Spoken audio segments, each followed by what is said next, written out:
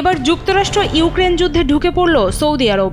এর আগে ইউক্রেনের প্রেসিডেন্ট ভ্লাদিমির জেলেনস্কি সৌদি আরব গিয়ে যুবরাজ মোহাম্মদ সালমানের সঙ্গে বৈঠক করেন।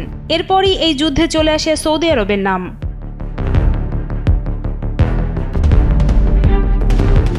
জেলেনস্কির সৌদি সফরের পর মঙ্গলবার সৌদি আরব সফরে যান যুক্তরাষ্ট্রের পররাষ্ট্রমন্ত্রী মার্কো রুবিও এবং ইউক্রেনের পররাষ্ট্রমন্ত্রী আন্দ্রি সিবিগা। এই বৈঠকের দিকে তাকিয়ে আছে গোটা আরব বিশ্ব। সৌদির হস্তক্ষেপে যুক্তরাষ্ট্র ইউক্রেন যুদ্ধে কার লাভ কার ক্ষতি হয় সেটাই এখন দেখার অপেক্ষায় গোটা বিশ্ব।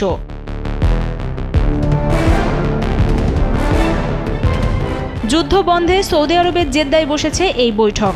যুক্তরাষ্ট্র ও ইউক্রেনের পররাষ্ট্রমন্ত্রীরা এরই বৈঠকে অংশ নিলেও রাশিয়ার কোনো প্রতিনিধি এই বৈঠকে উপস্থিত হননি। জেদ্দার এই বৈঠকে মার্কিন পররাষ্ট্রমন্ত্রী ছাড়াও জাতীয় নিরাপত্তা উপদেষ্টা মাইক ওলাল্টজের এবং জেলেনস্কির কার্যালয়ের চিফ অব স্টাফ আন্দ্রে ইয়েরমাক অংশ নেন।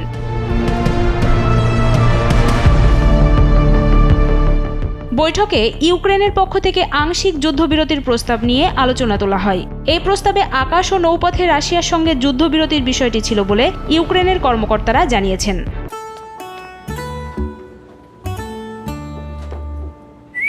এই ঈদে জুয়েলারি ক্লোদিং এ বিকাশ পেমেন্টে ডিসকাউন্ট।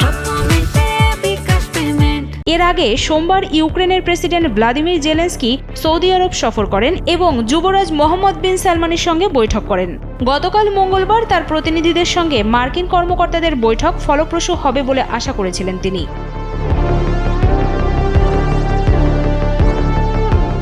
মার্কিন প্রেসিডেন্ট ডোনাল্ড ট্রাম্প ইউক্রেনকে যুদ্ধবন্ধে চাপ দিচ্ছেন।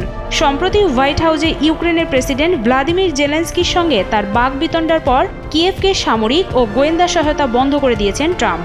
হোয়াইট হাউসে জেলেনস্কির ওই বৈঠকের পর প্রথমবার ইউক্রেনের কর্মকর্তারা যুক্তরাষ্ট্রের কর্মকর্তাদের সঙ্গে বসলেন।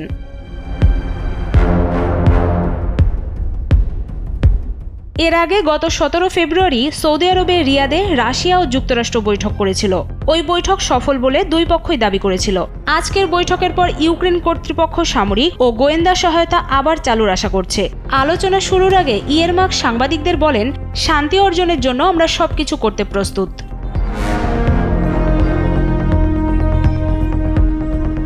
হোয়াইট হাউসের বৈঠকের পর ট্রাম্পের চাপে খনিজ চুক্তিতে স্বাক্ষর না করেই হোয়াইট হাউস ত্যাগ করেন জেলেনস্কি। তবে তিনি এখন বলছেন ওই চুক্তিতে তিনি সই করতে ইচ্ছুক। তবে মার্কিন পররাষ্ট্রমন্ত্রী রুবিও বলেন, জেদ্দার আলোচনায় খনিজ চুক্তির বিষয়টি গুরুত্বপূর্ণ নয়।